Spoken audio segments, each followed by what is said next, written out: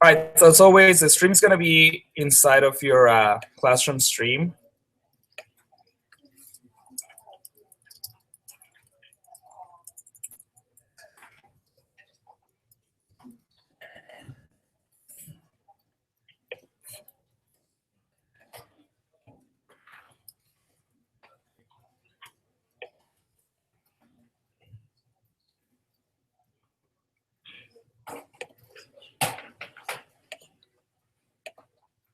And now we're going to have the screen share going. And here's Photoshop.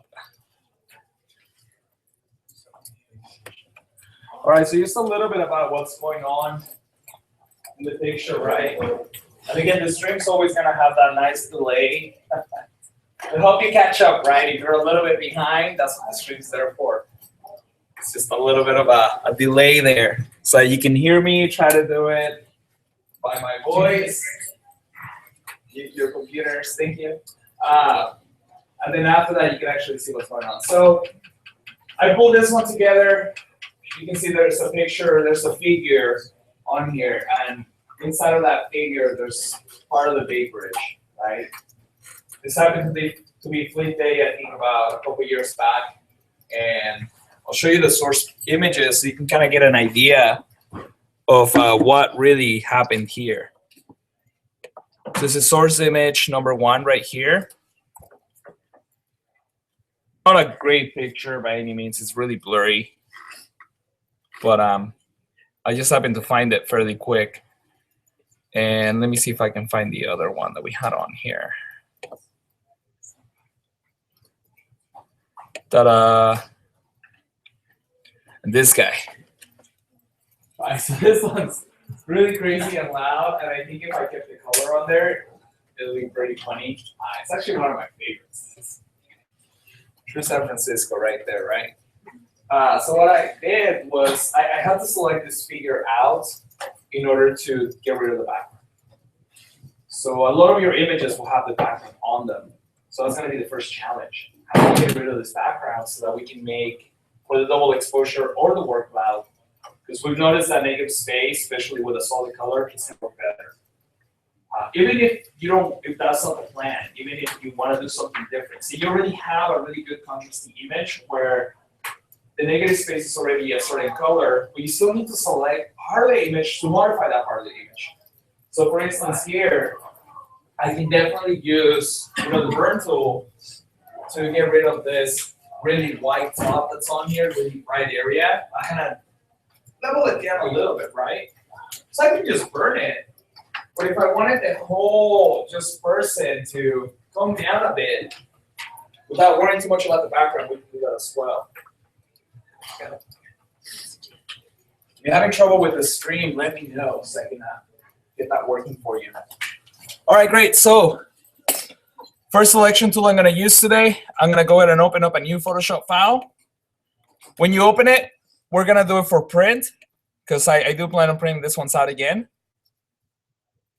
So I will do US paper, and that's just going to keep all the settings correct. I'll start naming it.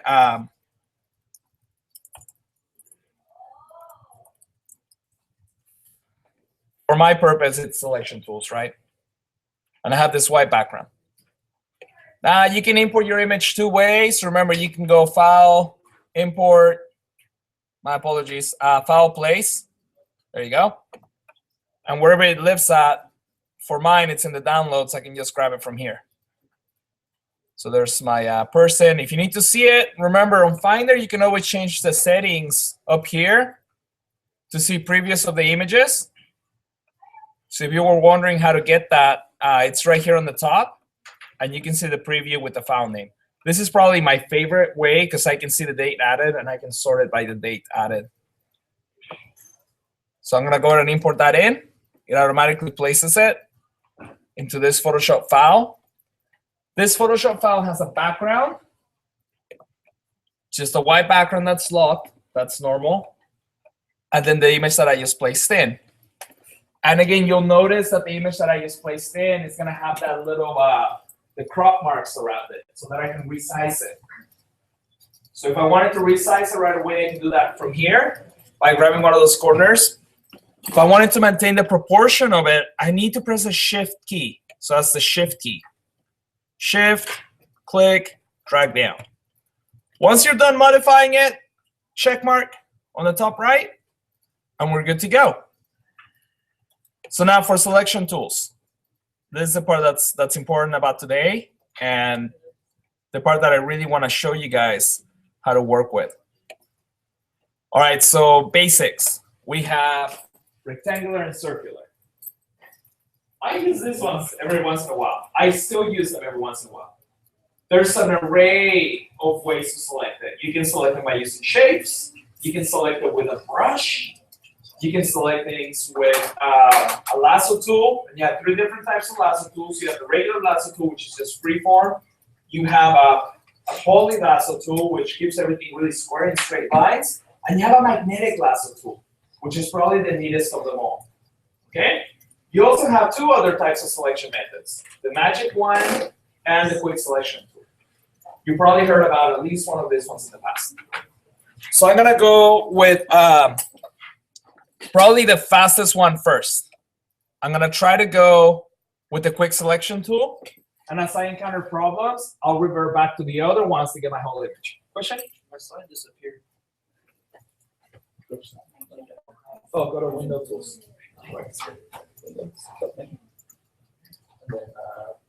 Tools. There you go. Alrighty. So now I got my quick selection tool. That should be, depending on what your menu looks like, right? Mine's kind of rearranged right now. I'm not gonna fight about getting it back. Oh, there we go. So yours might look like this. It's the 4th tool down, right? It looks like a brush with a selection around it. And what you want to do is you want to just select and just kind of paint the area. I do it backwards, right? I select the background first because that's the part I'm gonna delete out. So right now I'm just selecting the outside of it. Okay, so I'm just going around and I'm selecting all of the background from my image, and I'm not touching the person at all. My subject, I'm trying not to highlight any of him or her. I'm not sure if the subject's a male or a female. Hey, yeah, go ahead.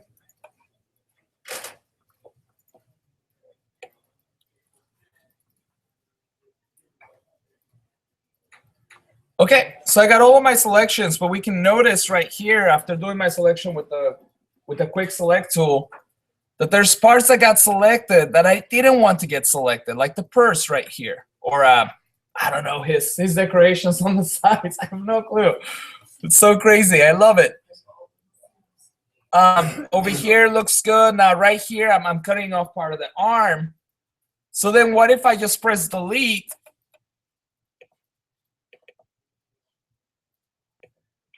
It's gonna delete all the parts that I don't want, and I just lost my selection because I didn't merge it. Okay, great. All right, so when you do file place, one thing that I forgot to tell you guys about, what I just missed there. Great. That it's importing it as an object, and yeah, you can select around it, but you won't be able to actually delete the parts out of it. So you can do one of 2 things. So let me just run through that process again because I totally messed up there. So file, place. All right, got my friend.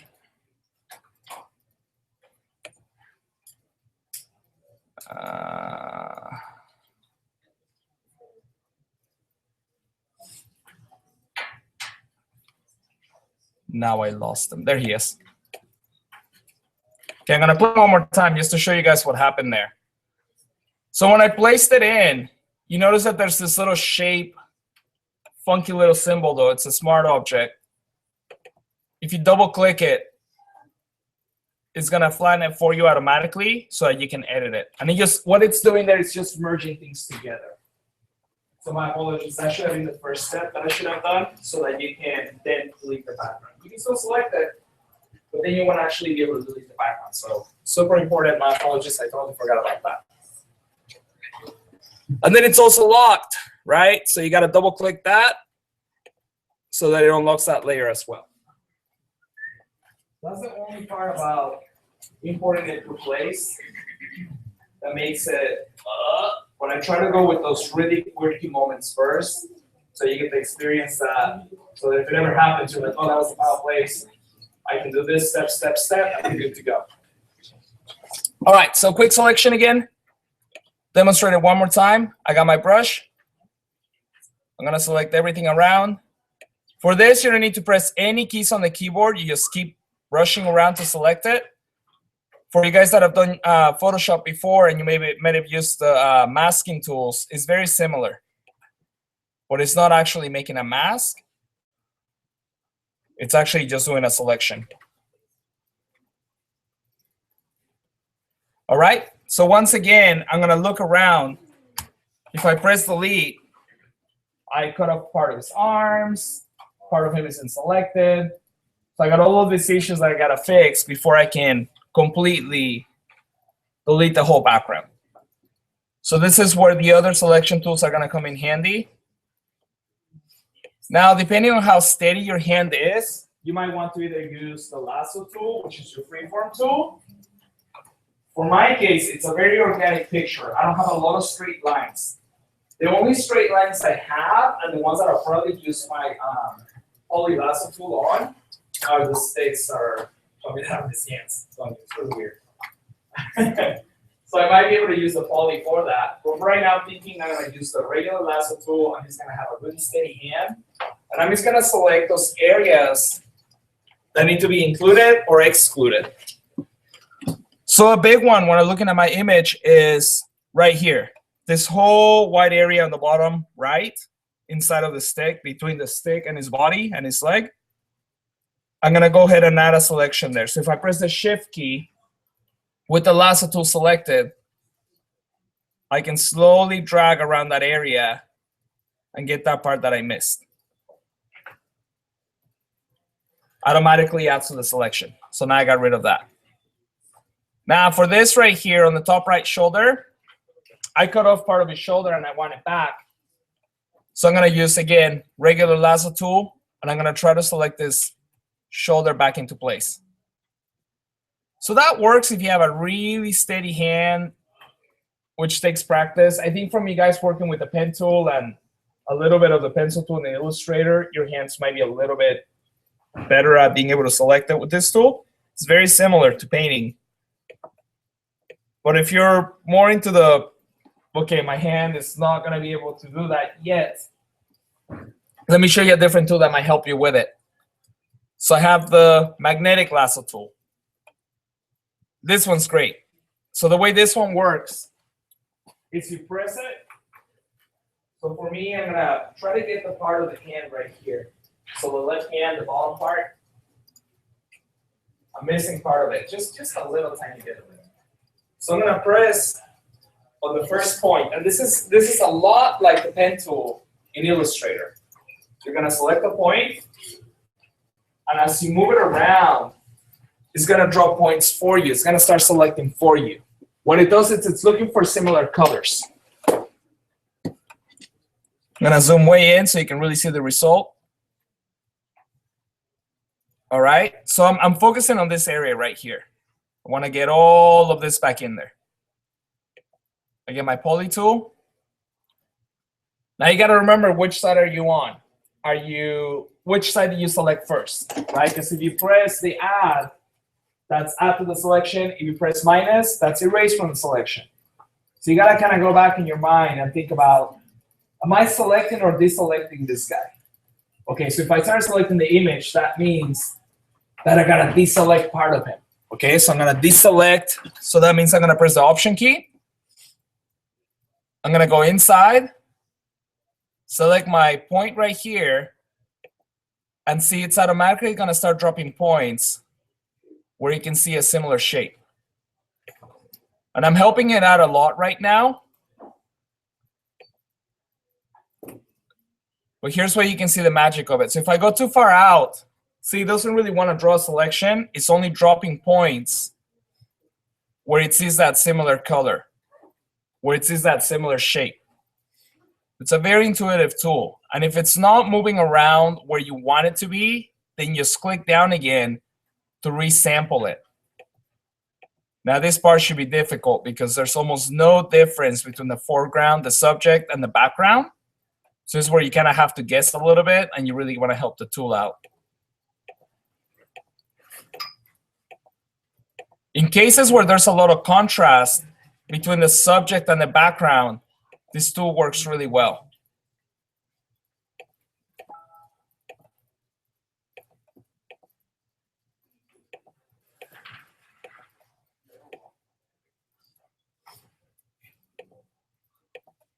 Once you're done, you give it a double click, and it will automatically go back to its point. Let me find you guys a good section where this tool is really helpful at. Ah, this one's good. So you can clearly see there's a big difference between the foreground and the background there. I'm gonna do a minus again, so Option key. I'm gonna start selecting, and see right away it's able to really identify the foreground from the background.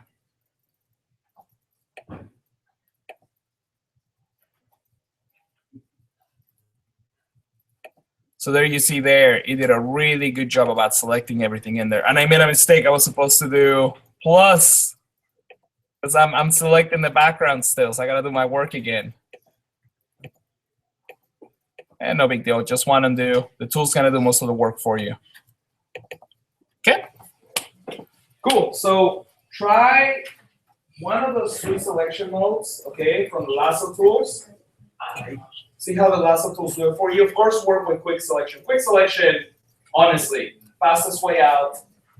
If you were thinking about your image and you're like, I'm just gonna deselect this part, the quick selection tool will work miracles. But for those tiny little details, that's the part that I'm gonna help you with the lasso tool and the quick selection tool. You should almost never have to resort to the shapes unless there's a big area that the quick selection is not really getting. In that case, you might have to square things out and get rid of them, right? That being said, give it a try. If you're having trouble, let me know. If you want to work off of this image, right? You want this challenging image. It's really challenging, I'm telling you, because it's so crazy. The background blends with the person really quickly. So if you want to try this image, it's on my website under the stock photo. I plan to add more. I was trying to add more yesterday during warm-up, but for some reason, the place where I'm saving pictures at currently is being weird, really annoying. But I'll get it to work. So I'll just come around. I'll help you guys out if you need it. I'll stop the lecture now so that you can go back. And then I'm gonna so I'm gonna pause the lecture, I should say. And then I'll go to the second part that has a lot of more interesting details that you can do. Hey, go ahead.